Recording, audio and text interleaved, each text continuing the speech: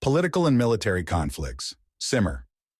Over summer, I wanted to catch up on recent international political events for our readers and give my thoughts on them. We will discuss the upcoming U.S. election, the Israel and Hamas war, the surprising upset in the French election, and touch briefly on the Ukraine war. Let's get started. Upcoming U.S. election news cycle gets nastier, if that was possible. Democrats continue to eat each other as the party remains fractured over what to do about Biden's declining mental health and sinking poll numbers. Here's a good article from The Atlantic that acknowledges Biden, like Trump, also has an ego and narcissism problem. Some Democrats are finally admitting members of their own party have an equal propensity for a toxic lemming mindset, and they're willing to win at any cost, even if it means leading American democracy off a cliff. Trump, for his part, has been wisely postponing announcing a VP candidate in favor of watching the Democrat Circular Fire Squad complete their execution ceremony. Time is running out before the Democratic convention. I estimate there's a 75% chance Biden is swapped out no matter how much he yells, "Get off my lawn," before then. Although most American polls show that the majority of the public wants to vote for a moderate presidential candidate who is under the age of 70, it feels like we may never again see such a candidate win a primary. I sincerely hope someone emerges who tries to represent all Americans and who can restore the dignity of the presidential office. Does such a unicorn exist anymore is the question.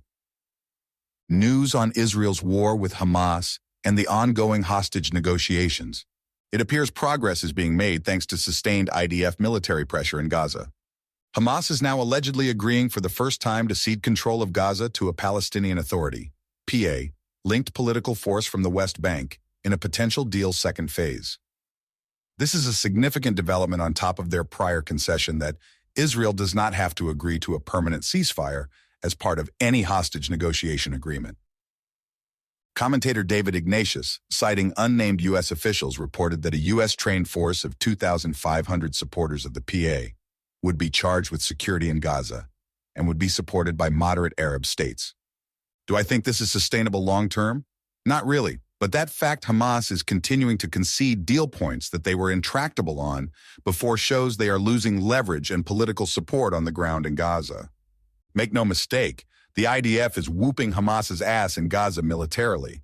In my opinion, as long as Israel does not cede control of the Egyptian border, so new weapons cannot enter and terrorists cannot escape to Turkey, they can achieve their goal of completely dismantling the terror organization, both politically and militarily. John Spencer, one of America's most competent urban warfare experts, goes into much more detail on the war in this interview for anyone who wants to dive into strategy and tactics more deeply. Additionally, we woke up to some great news this morning that Hamas military chief Mohammed Deif and Khan Yunis commander Rafa Salameh were killed in an IDF strike. Despite all the military progress the IDF is making, the press is likely to continue blaming Israel for civilian casualties, even though Israel is doing a better job at minimizing civilian deaths than any other nation in the history of urban warfare. The unfortunate reality is that many people have already been indoctrinated to see Israel as the aggressor, no matter what. No matter how many tunnels and small arms Israel destroys, no matter how many hostages Israel frees, and no matter how many high-ranking terrorists Israel eliminates, these people will never concede that Israel is achieving its goals successfully militarily. They would prefer Israel magically achieve its goals with wishful thinking, or more accurately, they are secretly rooting for Israel to fail and be wiped off planet Earth. We must accept our inability to ever convince these willfully ignorant critics that Israel is fighting a just war with facts, figures, and logic. We must ignore these people who want to see us exterminated. They don't get a vote in how Israel defends herself. Ignore them. Hamas chose this war, and Hamas has the power to end it by surrendering and freeing the hostages at any time. If international pressure was applied on Hamas to these ends, the war would likely already be over now. The pro-Hamas supporters globally are not only misguided, but they are the ones perpetrating the plight of Palestinians more than any other group. Israel destroying Hamas is a critical prerequisite for both Israelis and Palestinians to have a bright future. I'm extremely proud of the job the men and women in the IDF are doing. The world owes them a debt of gratitude because they are fighting radical Islamic ideology on behalf of all Western democracies, and not just to protect the state of Israel. It's important to discuss, despite the progress being made in Gaza, that the military results against Hezbollah in the north are more mixed. Soldiers and civilians in the north continue to be killed by Hezbollah rockets and UAVs, and tens of thousands of civilians have not been able to go back to their homes. Wildfires, as a result of the rocket barrages, continue to erupt frequently. If you ever felt inadequate at your job, remember that almost 10,000 UN peacekeepers exist on the border between Israel and Lebanon to make yourself feel better. You won't read about it on the news, but Israel is fighting a war in the north that's also existential and must be won.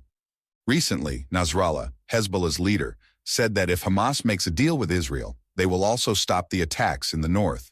This makes sustained and aggressive military pressure in Gaza even more essential right now. Continuing the war is extremely painful on all sides, but Israel must stand tall against political pressure at this critical juncture. Surprise upset in French elections as far left takes power. France's new Popular Front celebrates their victory by rioting in cities and attacking police. Later, they announced plans to tax the rich 90% on income above Euro 400K. I can literally hear businesses and Jews fleeing the country as we speak. What's important to note here, Ensemble Alliance colluded with the new Popular Front to take power by selectively pulling their candidates out on a district-by-district basis. The people of France wanted reform on immigration and other issues and did not want to vote for far-left communism, but that's what they got. Ironically, now they are saying they won't work with Macron, so the move backfired for his party. I expect a lot of turbulence and potential violence in France this coming year, as Popular Front policies clash with the will of the people. Jokes aside, I hope French Jews seriously consider leaving and starting over in Israel. I don't want to sound alarmist, but the reality is that the French government cannot protect you there and doesn't much want to. While I think the jury is still out in some countries whether openly Jewish life can be salvaged, as we discussed in this recent Dear Golda, in the case of France, I'm sad to say I think it's time for Jews to leave. I also want to touch briefly on the Ukraine war. I have almost no idea what is going on with this war, and I doubt you do either. Although you can always depend on the traditional news outlets to trumpet erroneous Hamas Health Ministry causality statistics on a daily basis, we hear mostly crickets on the war between Ukraine and Russia. As best I can tell, U.S. officials in August put the number of Ukrainian soldiers killed at 70,000. BBC Russian has established the names of more than 45,000 Russian service people who had died. I've seen estimates that the number of soldiers killed on both sides is considerably higher than both these estimates. The NY Times claims as many 500,000 soldiers and civilians have been killed cumulatively, with more Russian military casualties than Ukrainian. No one seems to know, and finding reliable sources is difficult, at least for me, and I think I'm a fairly competent researcher. What I do know is that most Americans and citizens living in Western democracies globally are completely unaware of the high human cost of this bloody conflict. It also seems that Russia has more people and military equipment, and the average age of Ukrainian soldiers keeps getting older. It's reasonable to assume that unless Europeans are willing to commit troops on the ground in Ukraine, the scales may ultimately tip in Russia's favor, no matter how much money NATO-affiliated nations collectively pour into supporting this war. There are rarely images of the war in Ukraine on TV or social media, at least not in my newsfeed. I don't want to make the conflict in Ukraine about Israel, other than to say the completely lopsided coverage is clearly indicative of anti-Semitic bias amongst reporters that are supposed to be objectively covering these wars. Should we be afraid of another Trump term? I'm not sure yet. That said, it's worth asking how much worse global affairs can get after watching Biden's foreign policy shit show for nearly 4 years. I can't remember a time in my life when the world was in more need of American leadership and moral clarity than it is today. I hope we get it in November, regardless of who becomes president. Thank you all for listening. Stay classy, Maccabee Nation. Until next time.